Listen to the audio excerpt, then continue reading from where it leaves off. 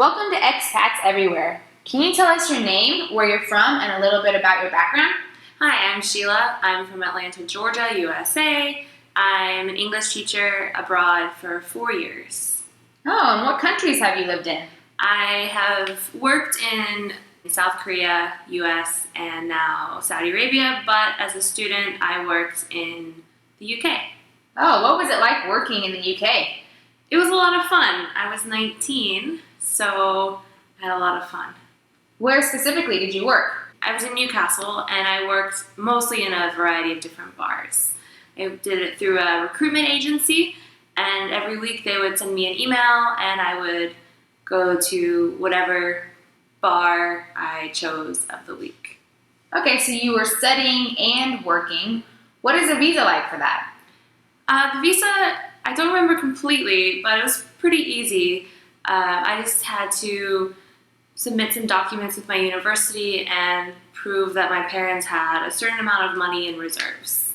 Okay, and how many hours could you work a week with that visa? 20 hours a week. And it was specifically a student visa? Yes, specifically student visa. Okay, so you worked in bars and other odd jobs. Did you know of anyone else working in a different type of job? While I was in school, no, but I do know a friend now who worked while she was in graduate school and now is working postgraduate. How did she get the job postgraduate? While she was getting her master's, she worked with an internship, and then after that internship, and after she graduated, she had to prove that no other British person could do her job at that company. So they had a long time, and a lot of paperwork, and a lot of money that the employer had to be willing to pay in order to keep her. Okay, so Americans can work in the UK. It's not impossible, but it's quite difficult? Quite difficult. Okay. So you were a student and you worked. What did a typical day look like for you? Well, in the UK, at least for undergraduate, you have fewer contact hours than in the US. So you would have maybe 4 or 5 classes all week, and you would only go one day a week for an hour and a half for your entire week. So there's plenty of time, especially if you don't have to study that much. So go to school in the morning, maybe do some schoolwork, some studying, and then in the evenings go out like 8 o'clock. Sometimes I worked at St. James's Park, which was the football field in Newcastle. So I would work like a couple hours before match, work until halftime and then leave. Or if I worked at the club, I would show up for work at 8 and leave at 3 in the morning. Or sometimes my favorite place that I worked was this old man's social club. So I would work like maybe 4 hours at a time in the evenings. That was a lot of fun. It's very easy. All right, how much money did you make at these different jobs? £5.50, I think, an hour. Wow, was that enough money to live on? Ha ha ha. No, not at all. Okay, well, what kind of lifestyle did you have then? Well, because I was a student, an American student, I had my student loan, so that got me by in life, and the money I got from working my odd jobs was enough to plan my partying for the next week, in all honesty. Okay, so saving was out of the question. Correct. Okay, did you have to pay for rent or utilities or anything like that? I lived in a student accommodation. There were many choices. The cheapest one is about £3,000 for the year. Mine, I checked the rates, it's £5,000 for the year, but mine was catered, so I had breakfast and lunch every day. So the little money that you made working was kind of play money? It was all play money. Yes. All play money, okay. So if someone's planning on being a student and maybe working 20 hours a week, how much money should they initially have when they move to Newcastle? Okay, they should, whatever the embassy says you need, but what you actually need with you is the amount of money for your accommodations for the entire year, or broken up half and half depending on what the school demands. And you need a little bit of money for meals and play. If you want to play more, you have a lot of vacations. So a couple £1,000 per vacation, maybe. Okay, what's the weather like in Newcastle? Wet. And it gets cold there, so it's like this cold that gets in your bones.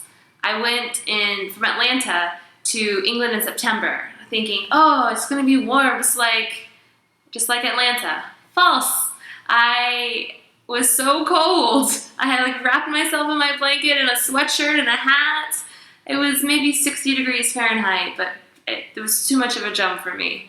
But by the end of the year, you get comfortable in it. Like, I'd go out like a Newcastle girl. I wouldn't bring a jacket when I go out because I didn't want to spend the money on coat check, just like a Newcastle girl. So you acclimate, but it's wet and it doesn't snow often because it's too close to the coast.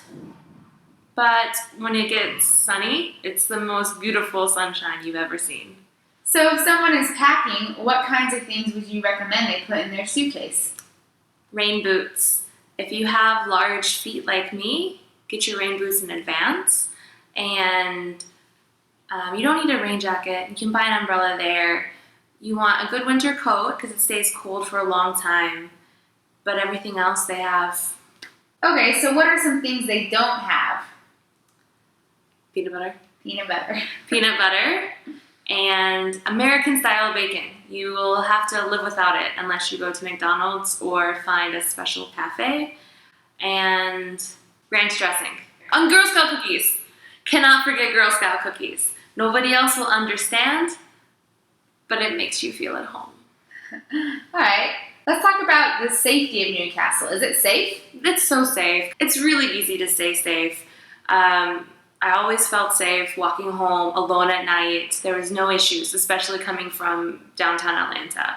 The best way to stay safe is if you're walking home late at night, stay with a friend, the normal business, but because Newcastle is a major party city and with a lot of students, sometimes you get people who are a little angry at night. One of my friends defended my honor one night and got punched in the mouth.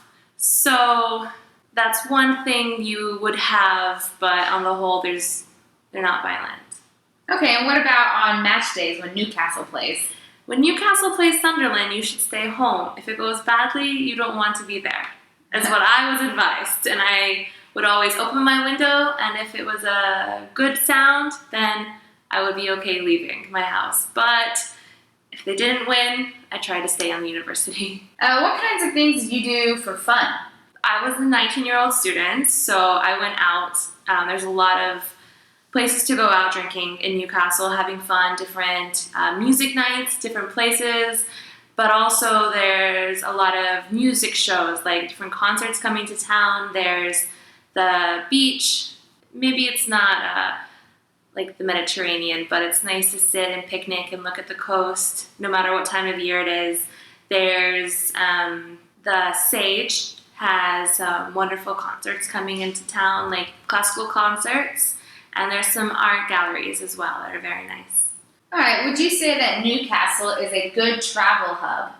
Yes, it's right on the north-south line from London, so it's easy to get to Scotland, an hour to Edinburgh, and 3 to 4 hours to London, depending on what train. There's also an airport, which EasyJet services, as well as British Airways and a couple other airlines. So getting around Europe is very easy. All right, and lastly, what are the pros and cons of living in Newcastle?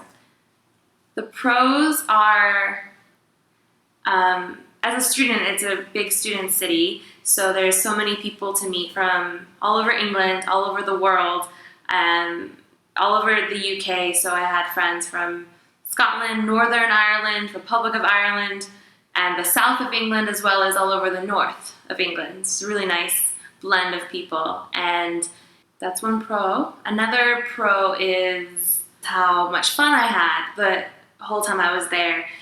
There's more culture going on now. There's more, they're trying to connect north and south for business these days, so they're trying to have more startups. There's a lot more internet businesses starting in Newcastle, so it's really changing and growing. But some of the cons, since I was a student, that it's incredibly expensive. And every time I go back to visit, I'm appalled at how expensive it is. The north of England is much cheaper than London. The people, a pro of Newcastle is that the people in the north are really sweet. One of the cons is it's still more expensive than what I'm used to. Also in Newcastle, the accent is quite different, and you'll grow to love the Geordie accent. All right, Sheila, thank you so much for coming today and giving us a little information about Newcastle. Thanks, Kaylee.